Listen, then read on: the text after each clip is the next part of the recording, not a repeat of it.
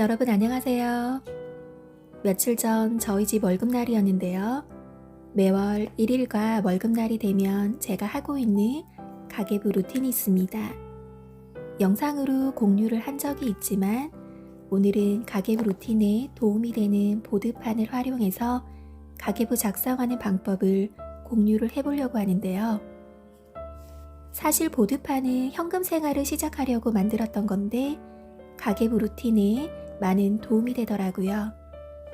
그래서 활용하기 편하게 보드판을 새로 만들어 보고 어떻게 활용을 할지 방법도 함께 말씀을 드려보도록 하겠습니다.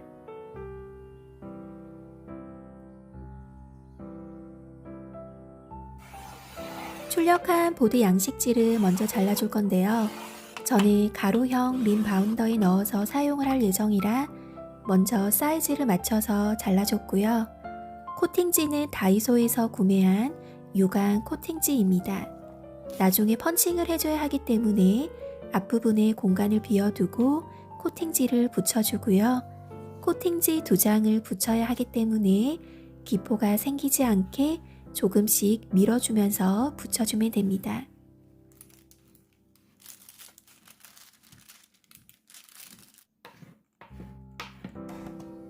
필요 없는 코팅지 테두리는 종이 절단기를 이용을 해서 정리를 해주고 펀칭기로 구멍을 뚫으면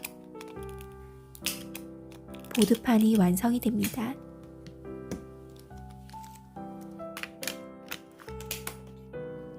매월 새로운 달이 시작이 되면 그 달의 총 수입과 총 지출을 미리 파악하는 작업이 중요한데요. 부수입은 유동적인 수입이라 제외를 시키고 총 수입은 근로를 통해 들어오는 파악 가능한 수입을 체크를 해줘야 되는데요. 먼저 월 급여가 있고 1년 동안 받는 근로 비정기 수입이 있습니다. 지출은 고정 지출과 변동 지출 그리고 비정기 지출이 있는데요. 1일이 되면 그달의 지출 항목별 예산을 세워주는데요. 이때 지출 항목별 예산 보드판을 활용을 하고 있습니다. 제 경험상 가계부는 최대한 지출의 변동성이 적을 때 지속적으로 작성을 하게 되더라고요. 지출 항목별 보드판은 예상 가계부 지출 항목과 동일하게 양식을 만들었기 때문에 가계부를 작성할 때 활용이 가능합니다. 저희 집은 신랑 급여일이 10일이지만 가계부 결산을 1일에서 말일까지 기간으로 하고 있고요.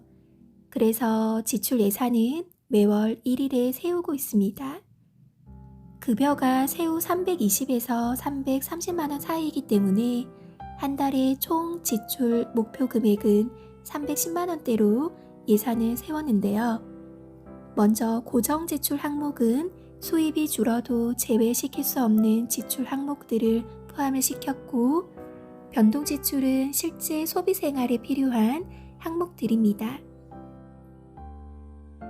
기타 지출은 반려동물이나 렌탈비, 정기 구독 비용, 갭이나 부모님 용돈 등 부가적인 지출 항목들을 포함을 시켰습니다. 비정기 지출은 저희 집 같은 경우 신랑 급여 내에서 사용을 한 만큼 여유가 되지 않기 때문에 별도 자금에서 사용을 하고 있고 월 지출 예산에서는 제외를 시켰습니다.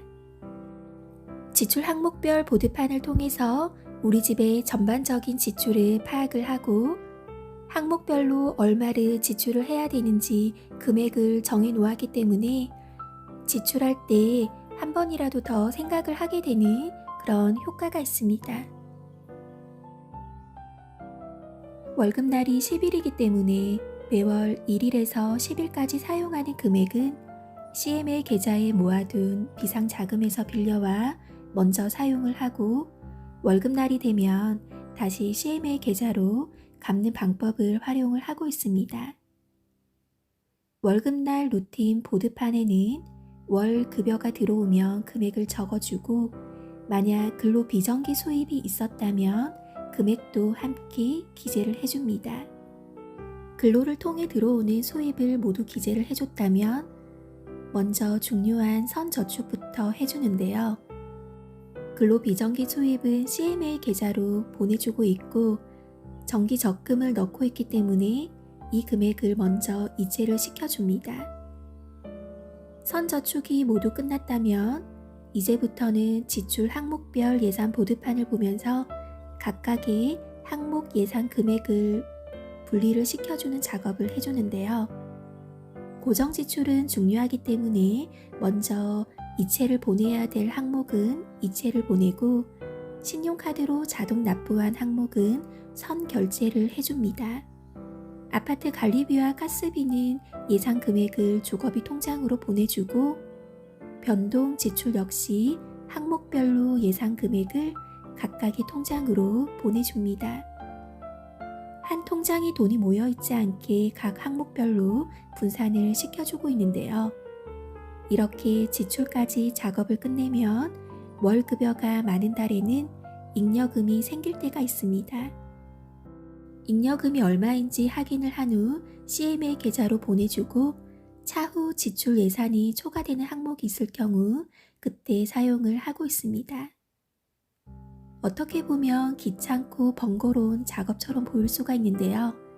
이렇게 지출 예산을 분리를 시켜주는 것만으로도 돈의 이름표가 생기는 것과 같은 역할을 하기 때문에 다른 이름표 지출에 사용하는 경우가 줄어들게 되더라고요.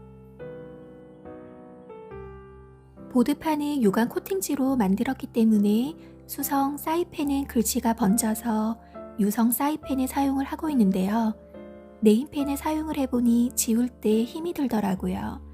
처음에는 집에 남아있는 손소독제를 사용을 해서 글씨를 제거를 했는데 네일 리무버로 닦아보니 제거가 더 잘 돼서 현재는 솜과 네일 리무버로 제거를 해주고 있습니다.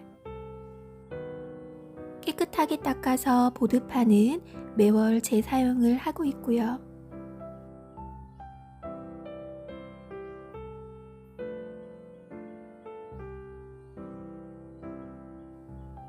오늘은 가계부 작성 시 활용 가능한 지출 항목별 예산 보드판과 월급날 루틴 보드판을 말씀을 드렸는데요.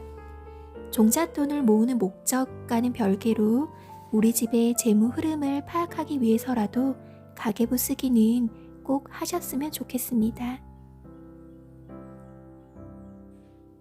오늘도 영상 함께 해주셔서 감사드리고요. 저는 다음 영상으로 인사드리도록 하겠습니다. 감사합니다.